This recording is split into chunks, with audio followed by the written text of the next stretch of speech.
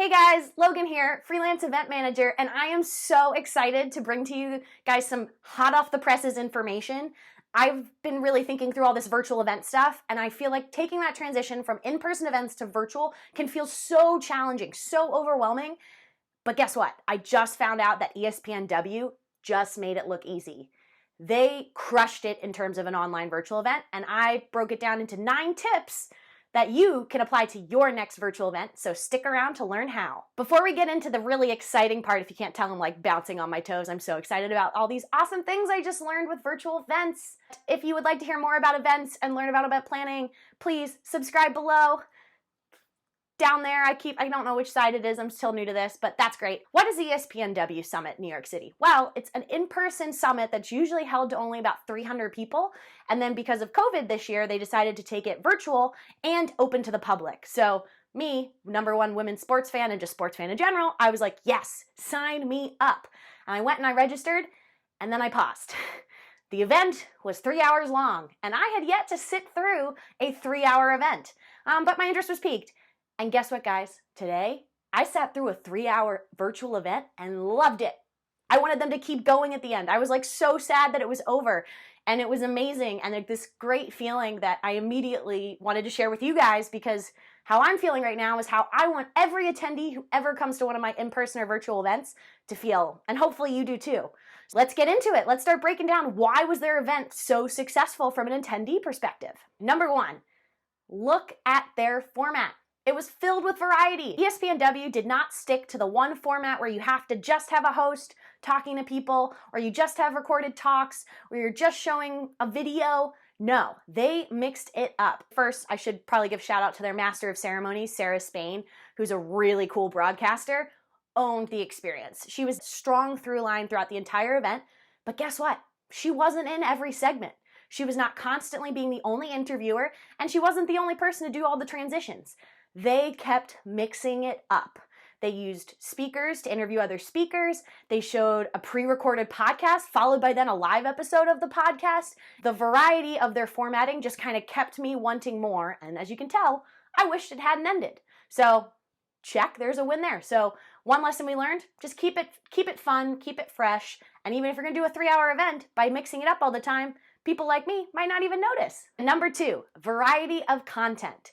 Now here is where they did a great job of making sure the content had peaks, had valleys, it had variety, it kept us coming back and wanting more. They had content that was talking about things as serious as the personal struggles of some of the sportscasters, or Olympians finding out that the Tokyo Olympics were postponed, to even how many of these stars coped with the death of Kobe Bryant. But they didn't just stick to that. They intermixed all this other fun content that shared everything from how they did a parody spoof on how there's a secret society of women in the broadcast world. And that's, fun fact, Dwayne Wade wants to have his own one-man comedy show. I would definitely sign up for that. The other part I really liked that they played with some of the content was that they had in some of their live interviews, they showed videos and photos so that the interviewers could react in real time.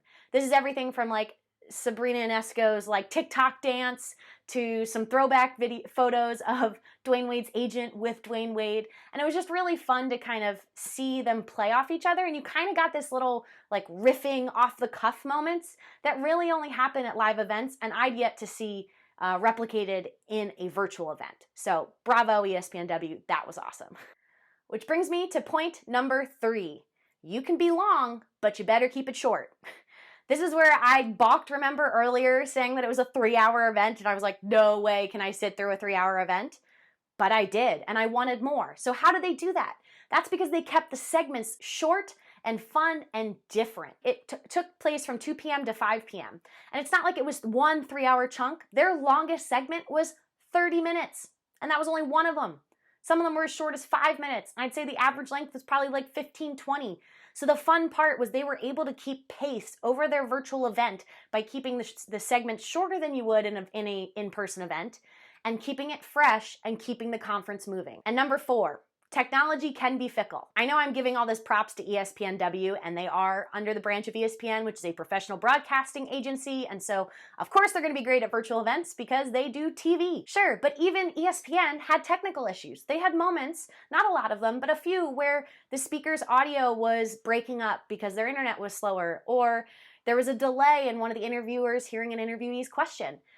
It's going to happen. And I guess this is where they are, professionals. The beauty of it was that they were able to kind of power through. And if somebody as big as ESPN can have technological issues, you're probably going to have some technological issues at your event.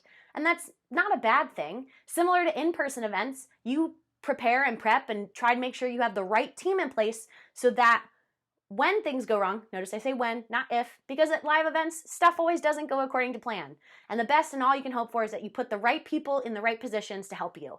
So this is where I would emphasize you really need to make a good rundown, make sure you're using the proper technology, and ideally using a production agency or company or vendor or person to help you and run that. And also invest in having a really good host. This is one where Sarah Spain was so good at just kind of letting the moment live. She didn't feel like she needed to talk over the speaker whose audio was breaking up. She waited, and when she thought there were little snippets that we missed, she asked her to repeat them again. And it kept it feeling fun without highlighting the fact that there were some technological issues. So all you can ask really for your event and learn from this for your event is just make sure you're prepared, because some things are going to go wrong, but if you have the right people in place, they'll be able to tackle the challenges flawlessly. All right, number 5, know your audience. So this is one where you've probably done this for your in-person events, and you're not completely off, but you need to revisit who your audience is and who are they at home. In person is very different than when you're at home. You're competing with screen time, with the demands of your home life. What does their work look like when your event is going on? Do they have a full-time job? Did they lose their job? Do they have children at home? What's going to hold their attention when you have to compete against everything that is here in their house? And so this was one that I thought espnW nailed, because instead of doing a Zoom call, which I was so relieved when it wasn't on Zoom, I don't know about you, but I'm getting Zoom fatigue. It was so relieving to see that it was on YouTube Live. So I got to watch it live, and then it lives on YouTube forever, so I can go back and replay and look at some awesome clips that I loved. And so I wasn't on the screen. I got to relax. I even was able to make myself coffee. I made myself lunch. The sun came out here in Seattle, and I was just over the moon, so I decided to sit outside in the sunshine, all while still attending their summit. And from looking on Twitter on their hashtag espnW New York, they had multiple people who were doing what I was doing and multitasking. They'd have one screen with the summit up and one screen where they might have been doing other work or making themselves like food like I was. It was genius. The espnW group had met us where we are. We want to be able to multitask, and we want to be able to tune in when we want. It was smart. So when you're planning your virtual event, you need to think about your audience in their house. What is the best format for your event that's going to fit their lifestyle right now? Not what it was in person, but right now. Number 6. This one's a little nitpicky of me just as an event person, but it was add extra time into your run of show. In-person events, it's really hard to get your speakers to stick to the time you've allocated them. That's why they've invented these beautiful things such as speaker timers and confidence monitors and things that can sneakily tell the person with a red light blinking they're out of time. If you're in person, your host can easily jump in and just kind of, get the speaker off the stage, or you start the music like in the Oscars. But when it's virtual, it can be a little bit harder. And so ESPN only had a couple moments where this seemed to happen, where the schedule was a little off. But it was just because people were excited and they wanted to share their message. And so this was just a note for event organizers. As you plan your virtual event, really emphasize to your speakers that they only have a certain amount of time. I'm even going to tell speakers that they actually have less time than they do. Even if the advertised agenda says they have 15 minutes, tell them they got 10. Because they'll probably go over a little bit, and you can always use that time with your host or anything in a transition. But just try to keep them short, or start to think of what kind of virtual speaker timers you can use, because it's really hard virtually to cut a speaker off. Similar to in person, but just a little extra harder. Number 7, get creative with your sponsor activation. A lot of organizers I know are concerned about how they're going to fulfill these sponsor agreements that they made for their in-person events virtually. Well, espnW did this cool thing where they had a Gatorade as a sponsor, and they did an ad read with the host, but then the host also was like thanking them for all these drinks they sent her, and she had a little towel that they'd given her, and the show stealer was this adorable tiny Gatorade bottle, which if you watch any live sports, you'll recognize the green bottle with the orange top. but it was tiny and it was a phone charger. And it got, I was like, wow, that's amazing. And I would like one right now. Gatorade, hi.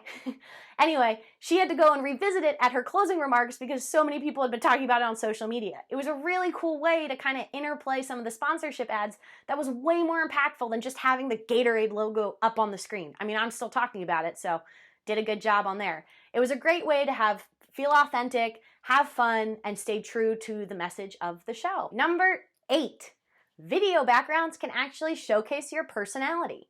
I really loved in the espnW Summit, they had their speakers, I don't know if they did it on purpose, but they seemed to have these really fun elements in their background. The host, Sarah Spain, in the background of her, she was showcasing her bookcase. We've seen it before. But then a cool thing was that she'd kind of highlighted these books. A couple of them, all of them were up, their binders out, but then a couple were turned around and you could clearly see the titles. Well, turns out one of them was Julie Foudy's book. Julie Foudy was a speaker at this event. And the other was the name of the trainer who I can't remember, but he was also he was at the event, and so she had his book showcase. So it was a really cool way to like sing the praises of the different speakers and their books that they're selling right now. The other one I loved is the president of and founder of espnW had this really weird like pig mask in the corner, right in the back. I mean, couldn't figure out if it was like a pig pillow or anything.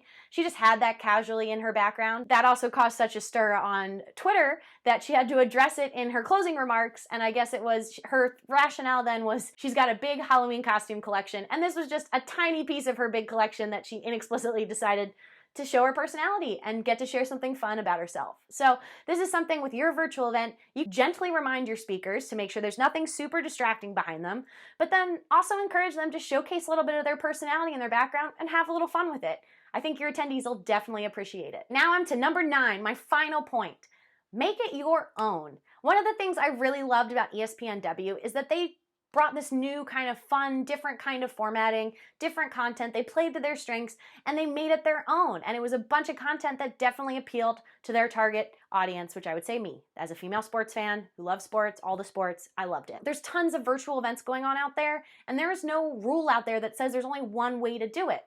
And so I'm hoping a lot of these tips I'm giving you are ways that you can kind of make your next virtual event really feel like your own. No matter if you're hosting a medical conference, a women's empowerment event, a wedding, whatever it is virtually, these are some tips that will hopefully make it a little bit more successful. I thoroughly enjoyed the espnW Women's Summit. It was amazing. If you haven't seen it, it's on YouTube, so you can actually go and watch it. I'm going to link to it down below so you can click. If you like, please subscribe. You can also like. If you didn't like it, you could also dislike. That's okay. Just lets me know what kind of content you guys are into. If you found any of these tips really helpful and you're going to apply them to your event, please comment below how you'd like to apply some of these tips to your next virtual event. And I'm happy to chat with you guys down there and help you guys think about different ways that you can make your virtual events just as exciting in person, because wowza, the way that I'm freaking feeling right now, I would want all of my attendees to feel this way. And so if I could bottle this up in a feeling into a bottle and then sell it to event planners everywhere, I would, and I would make millions. Unfortunately, I can't do that. So I'm just going to share my knowledge with you and go forth and make amazing virtual and in-person events, guys. Looking forward to chatting with you guys again soon. Bye.